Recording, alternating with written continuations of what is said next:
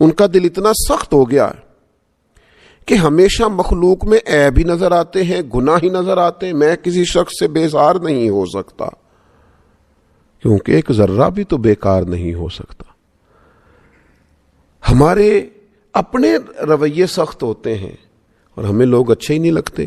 اگر رویے نرم ہو جائیں، طبیعت نرم ہو جائے، اگر طبیعت میں رقت پیدا ہو جائے، اب تو دشمن کی اداؤں پہ بھی پیار آتا ہے. تیری الفت نے محبت میری عادت کر دی. ہماری تو طبیعت ہی اس طرح کی ہو گئی ہے، مزاج ہی پیار والا ہو گیا ہے.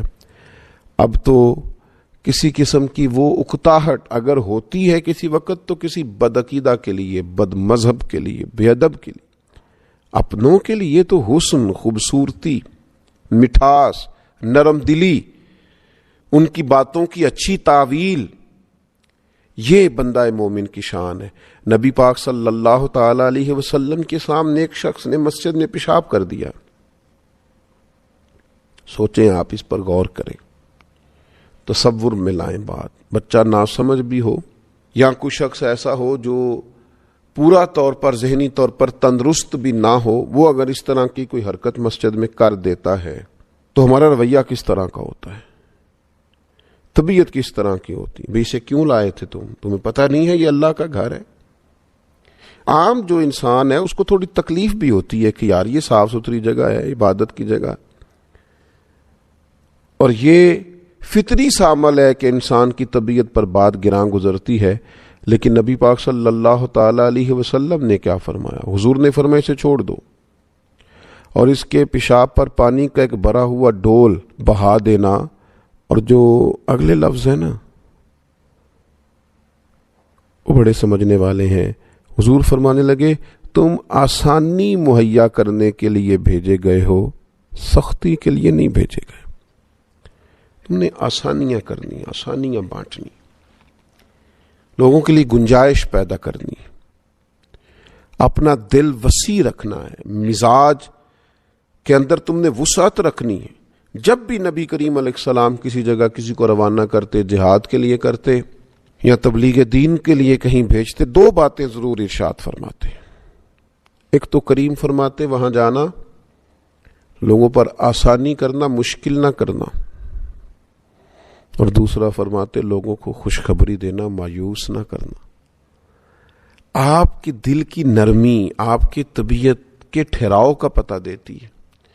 لیکن چند ایک باتیں سوچ کر، چند ایک لوگوں کے طرف سے آنے والی زیادتی کی وجہ سے، چند ایک جملے جو ہم تک کسی کے پہنچ جاتے ہیں، ان کی وجہ سے ہمارا دل سخت ہو جاتا ہے. میں نے دیکھا ہے بڑے قریبی لوگ ہوتے ہیں لیکن ایسے جدا ہوتے ہیں کہ جنازوں تک سے لوگ رک جاتے ہیں. ایسی دوریاں پڑتی ہیں کہ جن لوگوں کے بغیر وقت نہیں گزرتا تھا، پھر لوگ ان کا نام تک سننا پسند نہیں کرتے. کیوں کہ طبیعت کو اتنا سخت کر لیا ہے، نہ یہ معاف کرنے والی ہے، نہ یہ درگزر کرنے والی ہے، نہ یہ غصہ پینے والی ہے، نہ کسی سے پیار کا سبق دیتی ہے. اپنے مزاج میں اس چیز کو پیدا کرنے کی ضرورت ہے.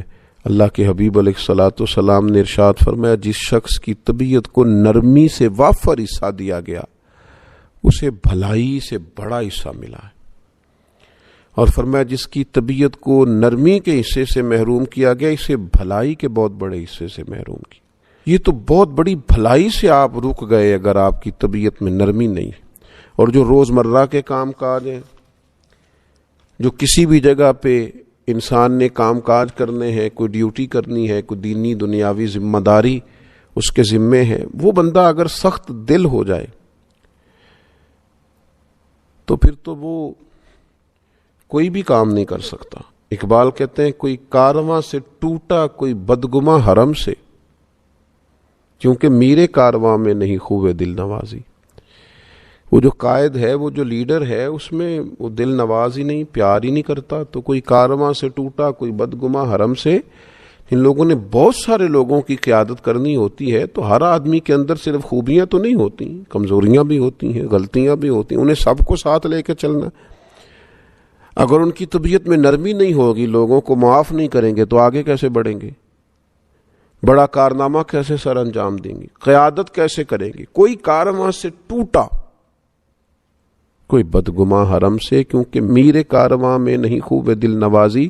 اللہ کے حبیب صلی اللہ تعالی علیہ وسلم نے ارشاد فرمایا، آدمی کی سمجھداری کی علامت یہ ہے کہ اس کی دنیا داری میں بھی روش نرم ہو، اس کا دنیا داری میں بھی، معیشت میں بھی اس کا مزاج نرمی والا ہو۔ یہ سمجھدار آدمی کی علامت۔